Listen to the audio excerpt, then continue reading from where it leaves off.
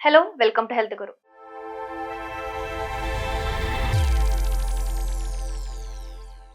So మనతో పాటు ఇప్పుడు డాక్టర్ తేజస్వి మేడం ఉన్నారు, ఫిడియోకస్ హోమియోపతి నుంచి.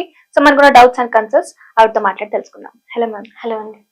మేడం, ఇప్పుడు ఈ జనరేషన్ లో చాలా మంది సప్లిమెంట్స్ మీద ఎక్కువ ఆధారపడి ఉంటున్నారు. ప్రతి చిన్నదానికి ఇప్పుడు ప్రోటీన్ కావాలన్నా సప్లిమెంట్ కావాలి, కార్బోహైడ్రేట్స్ కూడా సప్లిమెంట్స్ అని, ఇలా ప్రతి దానికి సప్లిమెంట్ ని ఒక యూజ్ గా పెట్టేశారు.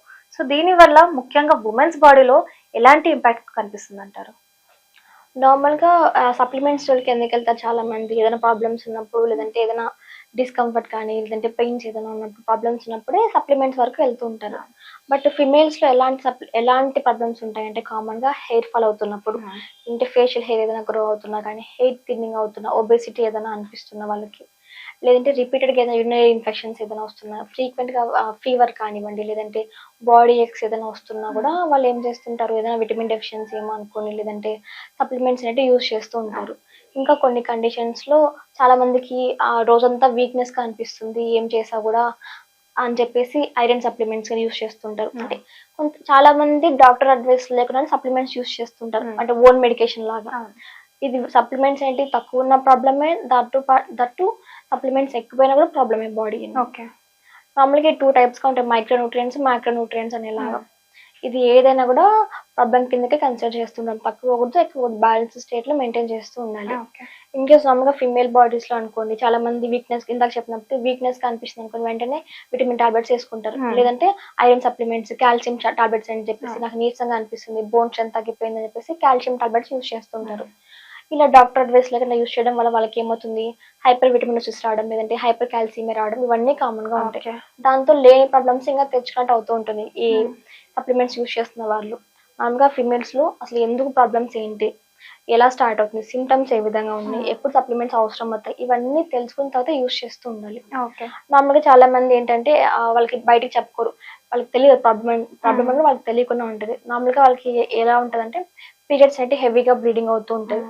నార్మల్గా 5 days కన్నా, 5 to 7 days కన్నా కూడా మోర్ దాన్ 7 days, 10 days ఇలా బ్లీడింగ్ అవుతుంది. నెక్స్ట్ లైక్ స్పాటింగ్ అనిపిస్తూ ఉంటుంది, లేదంటే ఆ మెన్స్ట్రువల్ టైంలో 3 days బ్లీడింగ్ అయినా కూడా వాళ్ళకి పెద్ద పెద్దగా క్లాట్స్ పడుతూ ఉండడం, కలర్ చేంజ్ అవుతుంది, ఇవన్నీ నోటీస్ చేస్తూ ఉంటారు. ఇవన్నీ బయటికి చెప్పుకోకుండా నార్మల్గా వీక్నెస్ గా అనిపిస్తుంది అని చెప్పేసి సప్లిమెంట్స్ యూస్ చేస్తుంటారు. అలా వాళ్ళకి ఏం రిజల్ట్ అనిపించదు.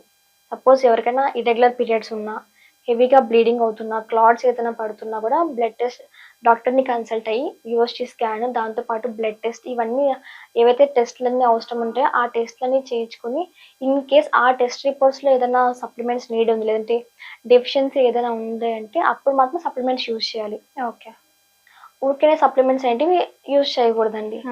ఇంకా మనకు సప్లిమెంట్స్ ఎవరు తీసుకోవాలి, ఎవరు తీసుకోవద్దని కూడా మన బాడీ మనకి ఇండికేట్ చేస్తూ ఉంటుంది. లైక్ సిమ్టమ్స్ పరంగా ఇండికేట్ చేస్తుంది. ఆ సిమ్టమ్స్ ఉన్నప్పుడు డాక్టర్ని కన్సల్ట్ అయ్యి ఇలాంటి సిమ్టమ్స్ ఉన్నాయి, ప్రాబ్లమ్స్ ఏంటని చెప్పేసి సప్లిమెంట్స్ యూజ్ చేస్తుండాలి.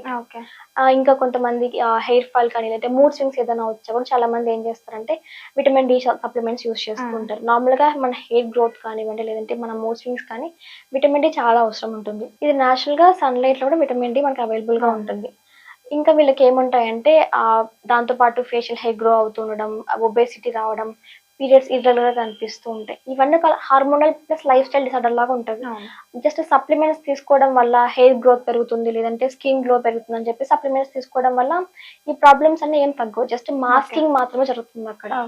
అలా మాస్క్ చేయడం వల్ల ఆ ప్రాబ్లమ్స్ ఇంకా పెద్ద అవుతాయి తప్ప తగ్గదు అనమాట. ఓకే. ఇలా కండిషన్స్ ఉంటాయి. ఇంకా కొన్ని కండిషన్స్ ఏ విధంగా ఉంటాయంటే, మెనోపాజ్ కండిషన్స్ ఉంటారు చాలా మంది. ఈ మెనోపాజ్ టైంలో ఏంటంటే అంటే లైక్ 45+, 50+ లో వాళ్ళకి ఏమవుతుంది, కాల్షియం అప్పుడు బోన్ స్ట్రెంత్ ఉండదు, వీక్నెస్ గా అనిపిస్తుంది అని చెప్పేసి కాల్షియం ఎక్కువ తీసుకుంటుంటారు, లైక్ కాల్షియం టాబ్లెట్స్ వేసుకుంటూ ఉంటారు. ఇలాంటి వాళ్ళు ఏంటంటే వాళ్ళకి ఎంత టాబ్లెట్స్ యూజ్ చేస్తా కూడా, లైక్ సప్లిమెంట్స్ ఎన్ని తీసుకున్నా కూడా వాళ్ళకి ఎలాంటి రిజల్ట్ అనిపించదు. లైక్ అదే నీరసంగా కనిపిస్తుంటారు, లేదంటే అదే మూడ్ స్వింగ్స్ అనేది కనిపిస్తూ ఉంటాయి. బట్ ఇలాంటి కండిషన్స్ లో సప్లిమెంట్సే రిజల్ట్ ఆప్షన్ కాదండి, కంప్లీట్ ట్రీట్మెంట్ అవసరం. ముఖ్యంగా ఈ మెనోపాజల్ కండిషన్స్ లో ఏమవుతుందంటే వాళ్ళకి బాడీలో హార్మోన్స్ అనేటివి తగ్గిపోతూ ఉంటాయి. ఇది తగ్గిపోవడం వల్ల హార్మోన్ కంట్రోల్ లాస్ అయ్యి ఇతర ఆర్గాన్స్ అనేటివి, లేదంటే ఇతర ఫంక్షన్స్ అనేటివి డిస్టర్బెన్స్ జరుగుతూ ఉంటాయి. ఇంకా మెయిన్ గా బోన్ స్ట్రెంత్ అనేది తగ్గిపోతుంది, బోన్స్ నుంచి కాల్షియం అనేది బయటకు వచ్చేస్తూ ఉంటుంది. సో వీళ్ళకి సప్లిమెంట్స్ తీసుకున్న కాల్షియం ఏం బిల్డప్ అవ్వదు. వాళ్ళకి గట్లో ప్రాబ్లమ్స్ ఉండొచ్చు, లేదంటే ఏమైనా డిసార్డర్స్ ఏదైనా ఉండొచ్చు, మేము తీసుకుంటున్నాం కదా మాకు ఎందుకు రాలేదంటే ఇతర వాళ్ళకి ప్రాబ్లమ్స్ లోపల ఉన్నాయి. కొంతమంది ఎన్ని టాబ్లెట్స్ తీసుకున్నా మన బాడీ అబ్జర్వ్ చేసుకోలేకుండా ఉంటుంది. అబ్జర్ప్షన్ లేదంటే డైజెషన్ అనే ప్రాబ్లమ్స్ అయి ఉండొచ్చు. ఇవన్నీ రూల్ అవుట్ చేసుకుని యూజ్ చేయాల్సి వస్తుంది. మెయిన్ గా ఈ మెనోపాజల్ సిమ్టమ్స్ లో హోమియోపతి ఎఫెక్ట్ గా వర్క్ అవుతుంది. ఈ మెనోపాజ్ టైంలో హోమియోపతి చాలా ఎఫెక్ట్ గా వర్క్ అవుతుంది. ఏ విధంగా అంటే వాళ్ళకి ఆ మూడ్ స్వింగ్స్ కంట్రోల్ చేసే విధంగా, దాంతో పాటు ఆ హెయిర్ ఫాల్ కానివ్వండి, లేదంటే బాడీ ఒబేసిటీ కానివ్వండి, లేదంటే ఇంకా బోన్ స్ట్రెంత్ పెరిగే విధంగా కూడా మనం ట్రీట్మెంట్ తీసుకుంటూ ఉండాలి. ఓన్లీ సప్లిమెంట్స్ వల్ల సరిపోదు. ఆ డ్యామేజ్ అనేది రీస్టోర్ మళ్ళీ రీగెయిన్ చేసుకోవడం వల్లనే వాళ్ళకి మంచి రిజల్ట్స్ కనిపిస్తాయి. దాంతో పాటు కొన్ని సప్లిమెంట్స్ కూడా అడ్జస్ట్ చేస్తుంటాం ఇన్ కేస్ నెసెసరీ అయితే తప్ప. ఇంకా హోమియోపతిలో మంచి సప్లిమెంట్స్ ఉన్నాయి. ఏ విధంగా అంటే లైక్ బయట ఎలాంటి విటమిన్ డి కానివ్వండి, B12 సప్లిమెంట్స్ కానివ్వండి, కాల్షియం సప్లిమెంట్స్ ఏ విధంగా ఉన్నాయి కూడా అవి కూడా హోమియోపతిలో ఉన్నాయి. ఓకే.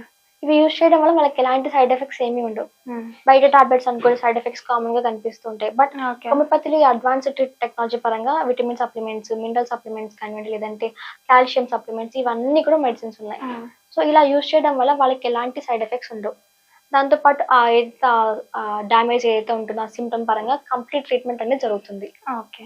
సో ఇది కన్సల్ట్ చేసే అనేది మెడికేషన్ హోమియోపతి సప్లిమెంట్స్ అనేది మరి డోస్ సురక్షితంగానే ఉంటుంది అంటారా?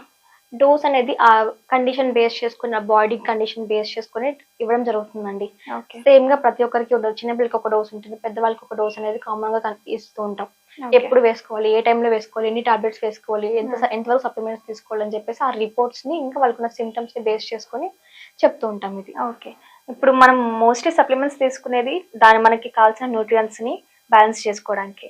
సో ఈ న్యూట్రియంట్స్ కోసం మనం సప్లిమెంట్స్ తీసుకోవడం కరెక్ట్ అంటారా, లేకపోతే ఓన్లీ డైట్ తో మెయింటైన్ చేయడం బెస్ట్ అంటారా? ఇది ఎగ్జాక్ట్ ఆన్సర్ ఎవరు చెప్పలేరండి ఈ విధంగా అని చెప్పేసి. కొంతమందికి సప్లిమెంట్స్ అవసరం ఉంటాయి. కొంతమంది వెజిటేరియన్స్ ఉన్నారనుకోండి, వాళ్ళకి B12 డెఫిషియన్సీ కామన్ గా ఉంటుంది. ఎందుకంటే వాళ్ళు నాన్ వెజ్ తీసుకోరు కాబట్టి. అలాంటి వారికి ఏం చెప్తాం, సప్లిమెంట్స్ B12 తీసుకోమని చెప్తుంటాం. కొంతమందికి ఒమేగా 3 అవసరం ఉంటుంది. ఒమేగా 3 చాలా మంచిది. అందుకనే ఎవ్రీ టాబ్లెట్స్ యూజ్ చేయమని చెప్తుంటాం. ఒమేగా 3 టాబ్లెట్స్ అనేటివి, లేదంటే ఫిష్ ఆయిల్ కానివ్వండి, ఇవన్నీ సప్లిమెంట్స్. ఇవన్నీ కూడా యూజ్ చేయమని చెప్తుంటాం. కొంతమంది డైట్ అంటే వాళ్ళ డైట్ కండిషన్ ఇంకా వాళ్ళ బాడీ కండిషన్ బేస్ చేసుకుని ఇది అవసరమా లేదా అని చెప్పేసి అడ్వైస్ చేయడం జరుగుతుంది. ఇంకా కొన్ని ఎలా ఉంటాయంటే సప్లిమెంట్స్ వరకు వెళ్ళకుండా మెడిసిన్స్ తో ట్రీట్ చేసుకుంటూ ఉండొచ్చు. లైక్ ఏదైనా హార్మోనల్ ఇంబ్యాలెన్స్ ఏదైనా ఉందా, లేదంటే పీరియడ్ ఇర్రెగ్యులారిటీస్ కానివ్వండి, లేదంటే ఏదైనా సిమ్టమ్స్ లైక్ హెయిర్ ఫాల్ కానీ, బాడీ యాక్నే కానివ్వండి, ఇవన్నీ కూడా సప్లిమెంట్స్ లేకుండానే కంప్లీట్ గా మెడిసిన్స్ తో ట్రీట్ చేసుకుంటూ ఉండొచ్చు. సో ప్రాపర్ గా ట్రీట్మెంట్ అవ్వడం వల్ల ఏమవుతుందంటే వాళ్ళకి ఆ క్యూర్ జరిగేసి అది మళ్ళీ రాకుండా కూడా మేనేజ్ చేసుకుంటూ ఉండొచ్చు. ఓకే. ఇప్పుడు సప్లిమెంట్స్ తీసుకోవాలనుకునే వాళ్ళు, హోమియోపతిలో తీసుకోవాలనుకునే వాళ్ళు ఎలాంటి సప్లిమెంట్స్ బెస్ట్ అంటారు? హోమియోపతిలో అన్ని సప్లిమెంట్స్ ఉన్నాయండి. సప్లిమెంట్స్ అని ప్రతి ఒక్కరికి అడ్వైస్ చేయం. ఇన్ కేస్ నెసెసరీ అయితే అడ్వైస్ చేస్తుంటాం. మెయిన్ గా సిమ్టమటాలజీ ప్రకారమే ట్రీట్మెంట్ ఇవ్వడం జరుగుతుంది. అంటే బాడీకి ఎలాంటి సప్లిమెంట్స్ ఎక్స్టర్నల్ గా అవసరం లేకుండానే బాడీనే ప్రొడ్యూస్ చేసిన లేదంటే మనం తిన్న ఫుడ్ నుంచి అది అబ్జర్వ్ చేసుకునే విధంగా మెడిసిన్స్ ఇవ్వడం జరుగుతుంది. So most of the conditions లో సప్లిమెంట్స్ అడ్వైస్ చేయమండి. కొన్ని కండిషన్స్ లో మాత్రమే సప్లిమెంట్స్ అడ్వైస్ చేస్తుంటాం. దట్ హోమియోపతిలో అన్ని సప్లిమెంట్స్ ఉన్నాయి కాబట్టి వాళ్ళకి ఏదైతే సూటబుల్ గా ఉంటుందో, లేదంటే ఏదైతే డెఫిషియన్సీ ఉంటుందో ఆ సప్లిమెంట్స్ ఇస్తుంటాం. లైక్ విటమిన్ డి కానివ్వండి, లేదంటే B12 కానివ్వండి, కాల్షియం సప్లిమెంట్స్ ఇలా ఇస్తుంటాం. సో మొత్తానికి ఇప్పుడు ఈ జనరేషన్ లో సప్లిమెంట్స్ యూజ్ ఎలా ఉంది, దానివల్ల వచ్చే negative impact and positive impact, అలానే హోమియోపతిలో సప్లిమెంట్స్ ఎలాంటి యూజ్ ఇస్తుందో చాలా క్లియర్ గా చెప్పారు. Thank you.